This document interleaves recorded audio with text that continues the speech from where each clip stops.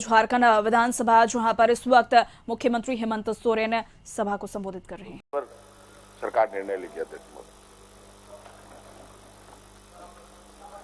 अध्यक्ष महोदय, निश्चित रूप से माननीय मुख्यमंत्री जी कहा कि सरकार शीघ्र ही इस पर विचार करेगी। इससे पहले भी महोदय इसी सदन में अभी चर्चा हो रही थी और इसमें सरकार की ओर से माननीय संसदीय कार्य मंत्री का जवाब आया था, तो दोनों के जवाब में कहीं न कहीं कंट्राडिक्ट हो रहा।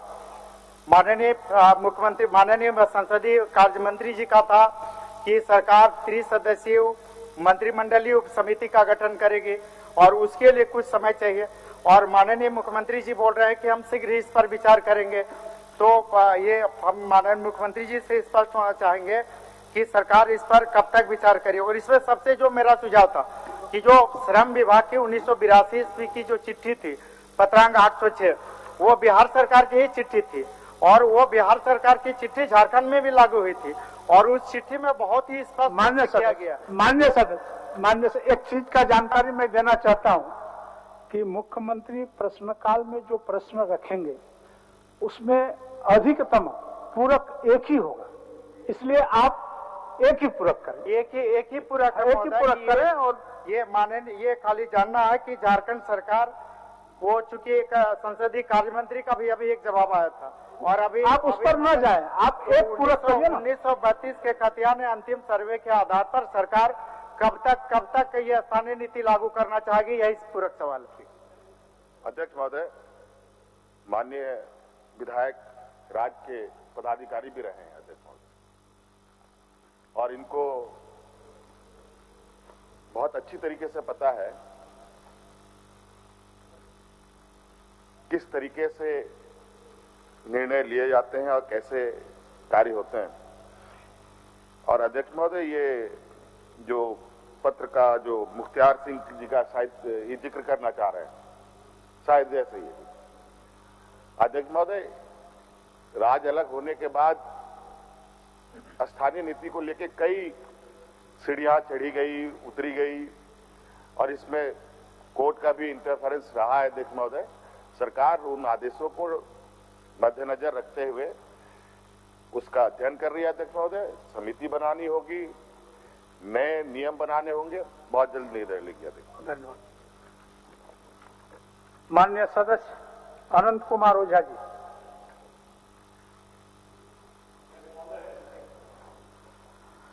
वर्ष 2011 में जनगणना और सामाजिक आर्थिक सर्वेक्षण के बाद भी गरीबी की परिभाषा बदल गई। इस सर्वेक्षण के अनुसार राज्य में गरीबों की संख्या में उत्तरोत्तर वृद्धि होती चली गई और आज 59 लाख के करीब गरीबी रेखा से नीचे रहने वाले लोगों के बारे में आकलन होता है, जिस कारण से राज्य सरकार पर वित्तीय बोझ बढ़ता चला जा रहा है। परंतु आदिनांक ऐसे लोग हैं जो यहाँ के सामाजिक और आर्थिक सर्वेक्षण के दायरे में नहीं आ पाए हैं, जिस कारण राज्य अंतर्गत उचित लोगों को सरकारी योजना का लाभ नहीं मिल पा रहा है। राज्य सरकार का इस ओर विशेष ध्यान देने की आवश्यकता है। पिछड़े व गरीब तबके के लोगों को सरकार की योजना में किस प्रकार के लाभान्वित किया जा सके, जिसके लिए राज्य में यहाँ के लोगों का सामाजिक आर्थिक परिस्थिति को देखते हुए विशेष नीति के तहत सर्वेक्षण कराने की कार्य की जानी चाहिए। अतः सरकार से मांग है कि राज्य सरकार वैसे लोग जो आदिनांक वर्ष 2011 की जनगणना और सामाजिक आर्थिक सर्वेक्षण के दायरे में नहीं आ पाए हैं, ऐसे लोगों का राज्य हित में एक नीति निर्धारण कर सर्वेक्षण कराया जाए, जिससे उचित लोगों को सरकार द्वारा योजना का लाभ ले सके। महोदय, केवल हमारा एक वाक्य और है महोदय, अगर पूरा का इसी से इसी का बात तो केवल नहीं है, पूरा अगर पूछना है महोदय, पूछ लीजिए। 62 लाख महोदय ऐसे सर्वे में घर आए हैं और 59 लाख लोगों को 57 लाख लोगों को राज्य सरकार मानती है कि गरीबी रेखा से, केंद्र सरकार का 27 लाख और राज्य सरकार ने 30 लाख जोड़ा है, 57 लाख हम मानते हैं महोदय। और ये आंकड़ा भ्रामक है। नीतियों का निर्धारण करते समय इस समूह को आंकड़े को ध्यान में रख करके नीतियां बनती है। महोदय, हमारा आपके माध्यम से माननीय मुख्यमंत्री जी से प्रश्न है कि क्या सरकार पुनः सर्वे करा करके गरीबी रेखा से नीचे रहने वाले लोगों का मानक क्या है, और मानक जो है वह जो सैंपल सर्वे के आधार पर मानक तय होता है उसके आधार पर संख्या तय होती है, क्या राज्य सरकार पुनः सर्वे कराने का काम करेगी? माननीय मुख्यमंत्री। अध्यक्ष महोदय, माननीय विधायक अनंत ओझा जी ने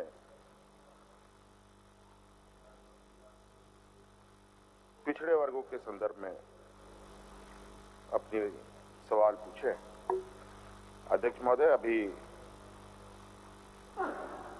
माननीय विधायक को कहना चाहूंगा, फिलहाल सरकार के पास अभी ऐसा कोई प्रस्ताव तैयार नहीं है अध्यक्ष महोदय इस विषय को लेकर। और चूंकि अध्यक्ष महोदय जब तक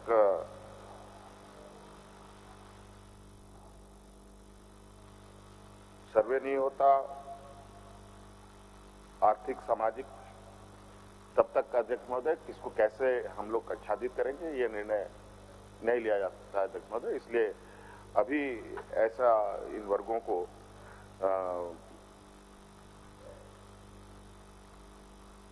कैसे हम लोग ये करें इसका अभी कोई प्रस्ताव सरकार के पास नहीं है।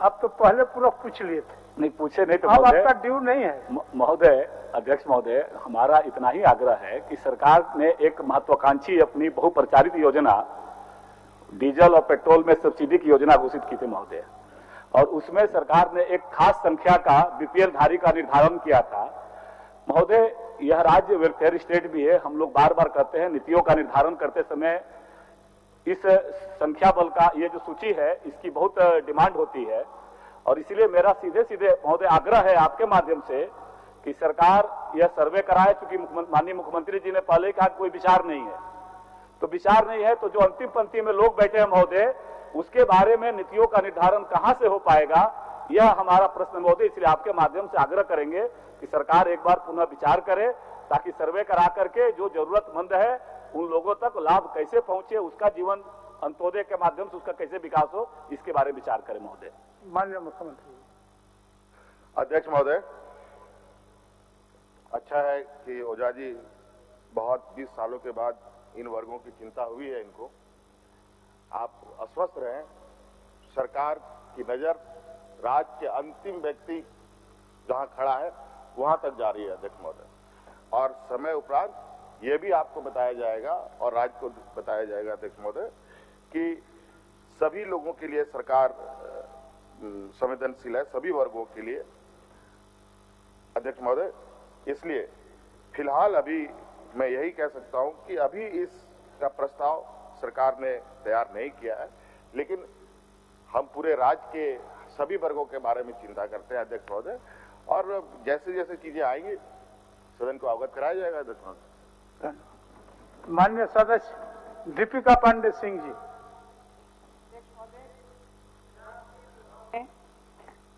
अपराध करने और आकस्मिक मृत्यु दर में वृद्धि की प्रवृत्ति ज्यादा होती है। घरेलू हिंसा और यौन उत्पीड़न में नशा करने के पश्चात अक्सर लोगों का खुद पर से संयम नहीं रहता और वो गलत कामों में को अंजाम देते हैं। महिला के खिलाफ यौन हमलों की घटना में कमी लाने और आकस्मिक मृत्यु की घटनाओं को रोकने हेतु राज्य में पूर्ण शराबबंदी हेतु माननीय मुख्यमंत्री जी से मांग करती हूँ। माननीय मुख्यमंत्री।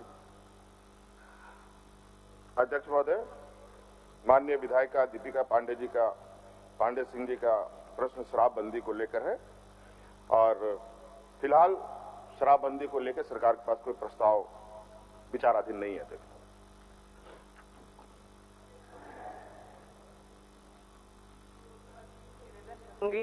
कि इस विषय पर गंभीरता से विचार करके, और बीच बीच में ये बात आती है कि सरकार इस प्रक्रिया में शामिल होगी, इन बातों पर विचार करके महिलाओं के हित में न सिर्फ उनके खिलाफ जो उत्पीड़न के मामले हैं बल्कि उनके आर्थिक सुरक्षा के लिए भी और राज्य हित में इस तरह के निर्णय लिए जाएं। धन्यवाद। माननीय मुख्यमंत्री। अध्यक्ष महोदय, उत्पीड़न का कारण सिर्फ शराब ही नहीं होता अध्यक्ष महोदय, बहुत सारे कारण हो सकते हैं अध्यक्ष महोदय। इसलिए हमारी भी चिंता है कि महिला सुरक्षा कैसे हो, महिला सशक्तिकरण कैसे हो, और इसको लेकर के आपने देखा होगा अध्यक्ष महोदय, इसको लेकर फूलो झालो योजना हम लोगों ने प्रारंभ किया अध्यक्ष महोदय, और आज इसको लेकर के हम लोग लगभग 25,000 महिलाओं को हड़िया दारू से हटा करके दूसरे रोजगारों में जोड़ा अध्यक्ष महोदय। इसलिए हमारी संवेदनाएं हैं अध्यक्ष महोदय, और इनके भावनाओं से भी हम अवगत है अध्यक्ष महोदय। हमारी